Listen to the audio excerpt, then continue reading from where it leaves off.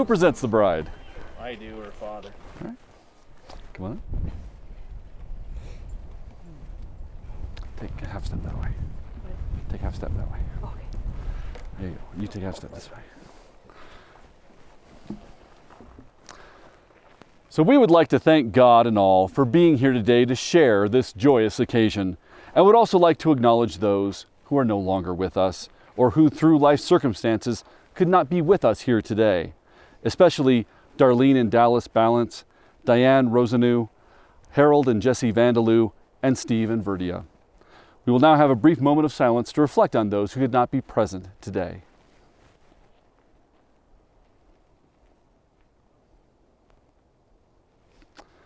Love, the key ingredient to a thriving, happy marriage, can be difficult to understand and explain. People across all ages of the earth have devoted time and energy to answering the question, what is love? We seem to know it when we see it or feel it, but most of us can't precisely describe or define it. But that said, we definitely know what love is not. It always goes without saying that love is not evil, malicious, petty, or hateful. But love can be confusing and dangerous. To deceive ourselves into thinking that we are in love when we're really experiencing something else is something that can lead us to dark places, steal our joy, and ruin our lives. And that's because some things masquerade as love, but later are unveiled as poor and feeble imitations that leave us lost. First and foremost among those imposters is infatuation. Infatuation is a delightful, overwhelming feeling that convinces us that this moment and this person is the best, most wonderful reality. Yet infatuation is not sufficient to carry a couple through a lifetime together. And then at times, love masquerades as a self-serving commodity. People enter relationships because of what they can gain from them. But love isn't selfish. A successful love and relationship is centered on the partnership and well-being of both people who equally consider each other first in all things. When we enter a marriage or any loving relationship, we shouldn't seek someone to support us through our struggles, accompany us on our journey, or take care of us. Rather, we ought to find a person and relationship in which our whole desire and purpose is to stand by them in their struggle, to accompany them on their journey, and stand by them through all things. And what about physical attraction? All bodies change in age, leaving the youthful bloom of youth behind. And sole attention on the physical beauty neglects the most vital and beautiful aspects of a person, such as their personality, character, or mind. Love isn't just a feeling of bliss either. Just because we're happy now doesn't mean our happiness will endure. And yet, we still fall short of knowing what true love really is. So where do we start? Well, you can't really do it alone, so let's start with how you meet people. We've all met countless other people. We run into new people every day at work or out at stores having fun, maybe even at a wedding. We don't much have control of who we meet because often we're brought together by chance. But if we like someone, we can choose to see them again. We can elect to make time for them. And if we repeat these choices enough, a pattern starts to emerge. Ryan and Melissa, you've already made significant decisions of many varieties in your relationship that have formed you into the couple you are today. You wanted to get to know each other. You decided to begin a relationship, and you've now elected to take the step of marriage. These are all significant moments and choices that are a part of your journey together. Yet between those monumental decisions and tiny little ones, you've done many things that have made you love each other. Because love is a choice you make from moment to moment.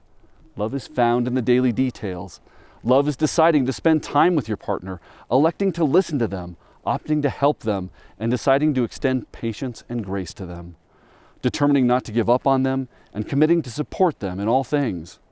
Love, in essence, is choosing to put your partner before yourself and others.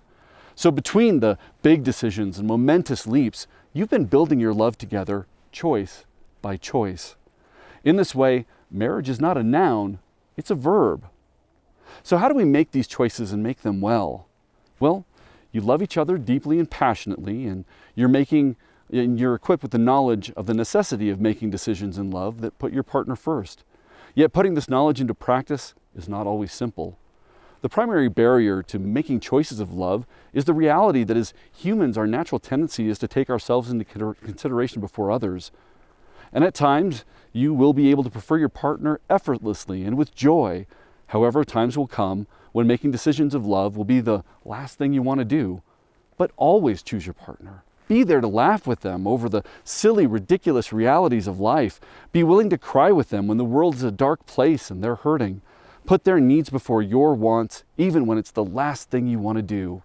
Be there to defend them when it feels like everyone else is against them. Always stand by them as they navigate the complexities of life. Commit to making choices of love every day, in every situation you face. The decisions you make daily are the force that will preserve and nourish your marriage and your love. So choose each other every time and over again, in every small and momentous moment. And if you remember nothing else, remember this: marriage isn't something you get, it's something you do. Please join hands.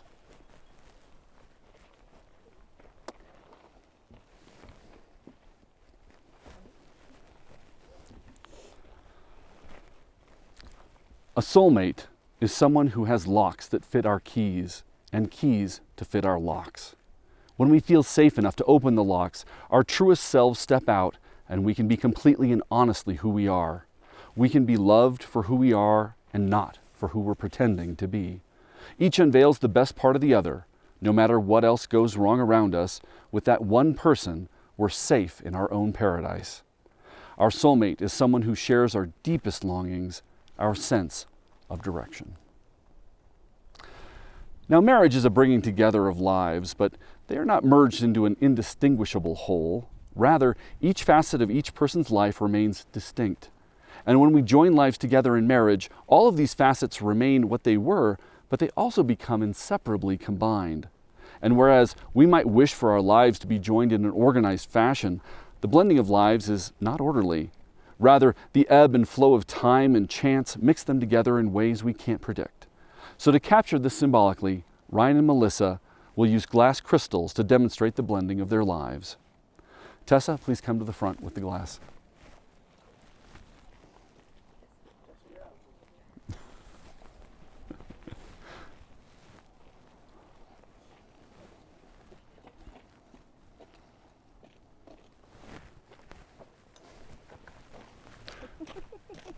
Please take my place.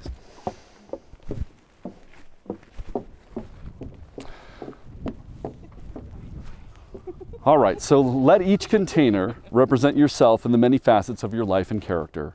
And Ryan, whereas you were once without this togetherness, please pour a little bit of your crystals into the vase.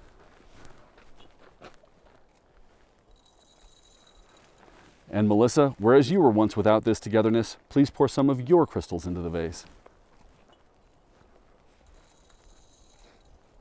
Now, as time passes and your love grows along with your marriage, those countless discrete crystals that make you each the complex, beloved individuals you are inextricably combine. Ryan and Melissa, now that your lives are bound together, please pour your crystals together into the vase.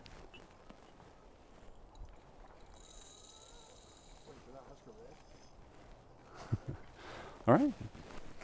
Just as these crystals can no longer be separated, you can no longer be divided. All right.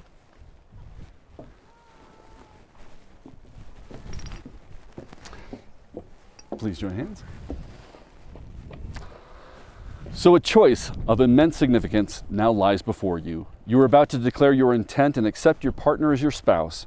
This is a choice that will have tremendous, long-lasting impact on your life and happiness. With this decision, you declare your will and intention to not only live your life by your partner's side, but to also constantly turn towards them and make choices that reflect your love for them.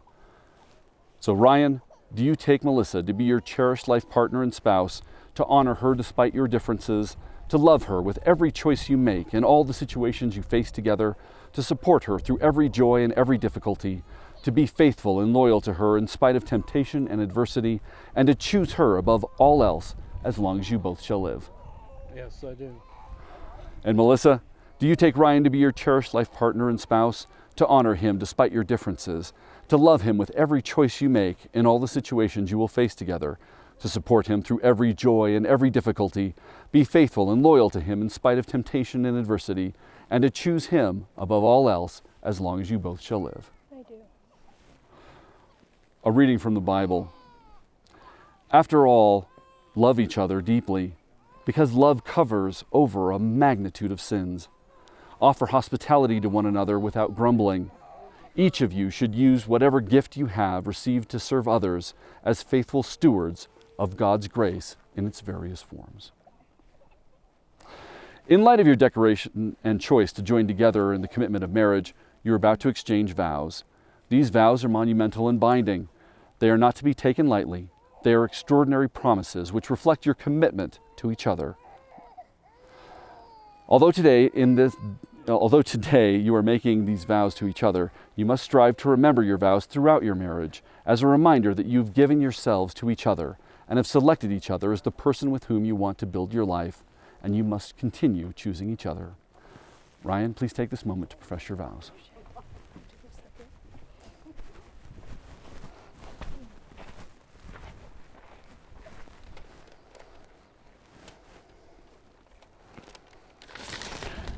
To the love of my life, it has been a long time waiting for both of us to finally have found each other. If only it could have been a lot sooner. I have never felt this way about anyone before. It's almost like a fairy tale and a dream come true. I honestly don't know what I would do without you and the kids. I am aware that I am not a perfect man, but each day I make an effort to show you all the love I have for you within my heart.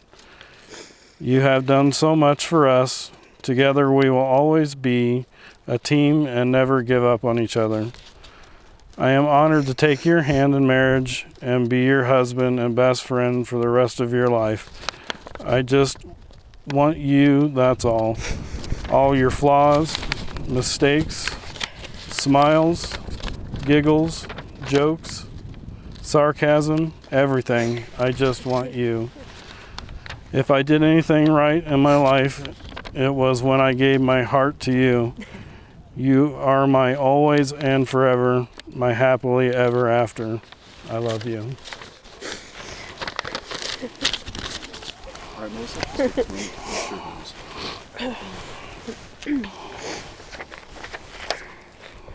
vows.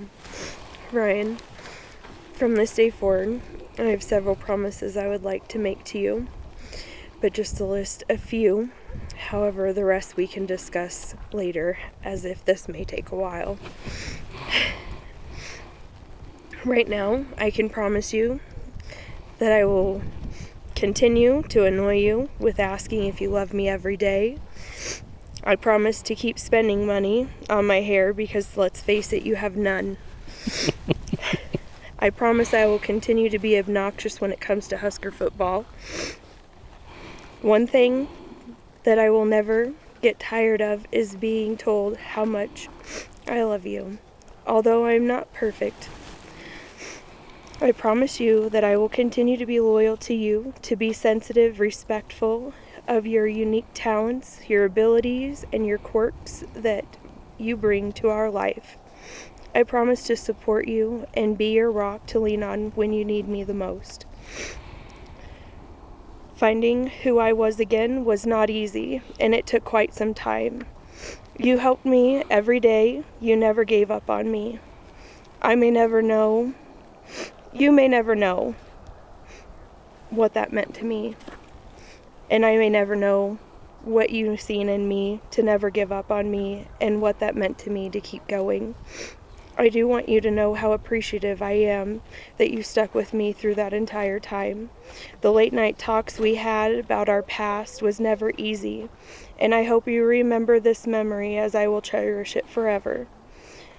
You finally had the courage to ask me about Maxton, what he had gone through. You said that you would learn more about him and take the time to learn about what went wrong. You supported Maxton as well as the girls, and since things have been so tough, I poured my heart out to you, beginning with everything from the time Maxton was born to current. I cried and I told you how I felt about things that most people do not even know. Your response to me, and I quote, was, "Melissa, I'm so sorry. You are a strong woman, and Maxton is one tough kid." And from that day forward, you have treated my kids with the utmost respect and had been a shoulder to cry on, a great role model, and I could not ask for a better person to be with us. I leave you with this, though.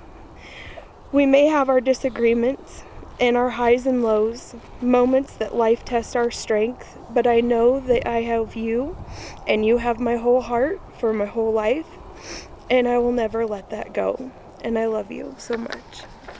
I love you too.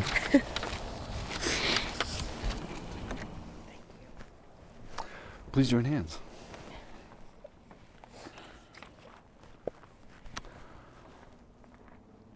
Every time you act in preference to your partner, you are giving them the gift of consideration and thoughtfulness.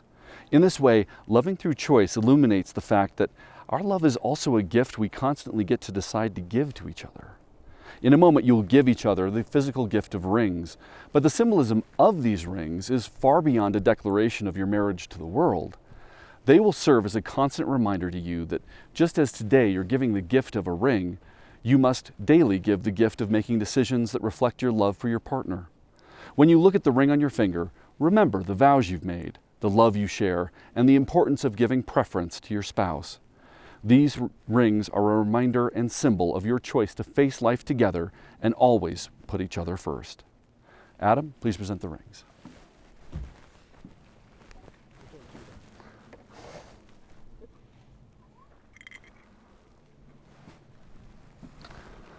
Let's go ahead and step a little bit this way. That's probably fine.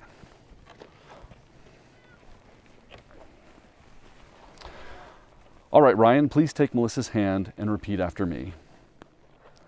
I give you this ring.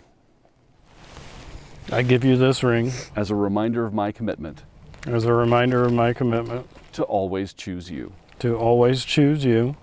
With everything I am. With everything I am. With everything I have. With everything I have. With everything I do. With everything I do. And everything I will become. And everything I will become. As long as the choice is mine to make. As long as the choice is mine to make.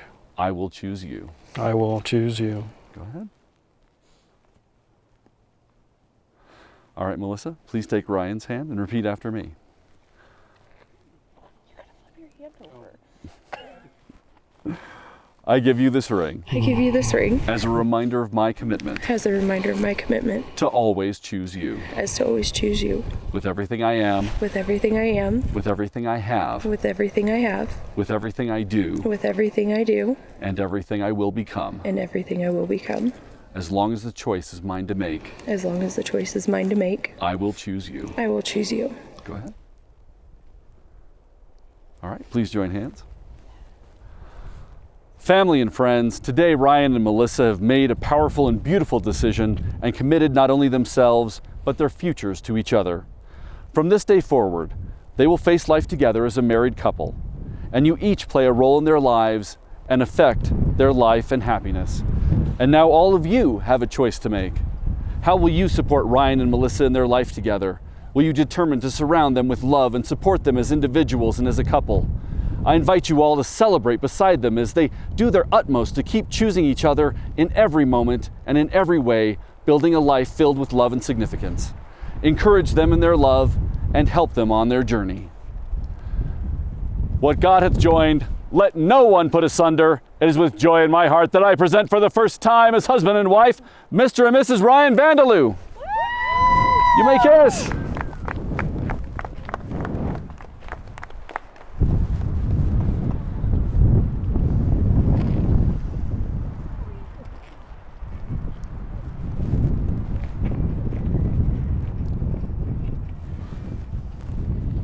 One more time for the happy couple.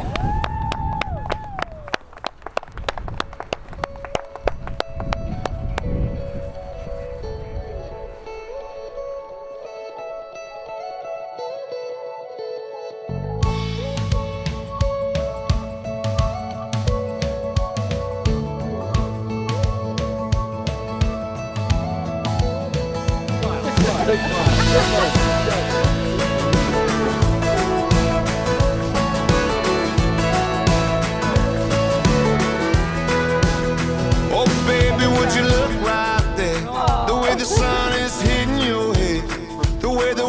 stop right